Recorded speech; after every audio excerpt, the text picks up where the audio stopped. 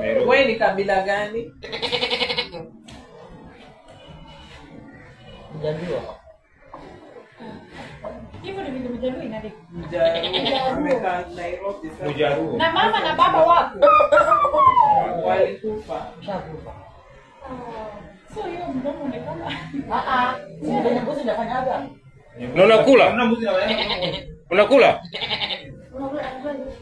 Umekula nini asubuhi? Chai. Hizo mbuzi uliuzia nani? pesa ngapi? Hajui. 3,000. Nishaandika pale. Mimi siko. Wakanga nini? Hii ni nini? Aliuza 3,000. Hii ameandika nini? Kama ni mmoja wao. Siwezi fanya kwa mbuzi.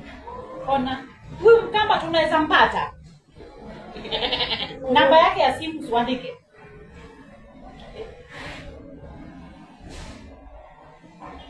Anaandika jina hili. Muulize Nairobi area gani ndio itume hiyo area Namba. tutafute huyo Mkamba. Anaweka kwa gari sasa hivi. Ha? Anaweka kwa gari. Una? Anaweka kwa gari sasa hivi. Sasa ikiwepo kwa gari tu anaongea hivi atakufa. Sasa atasaidika. Nafaa msaidie lakini Asaidiwe kabla hajaenda. Kwanza utamsaidia na mdagana amesema tutumu huko sasa hivi.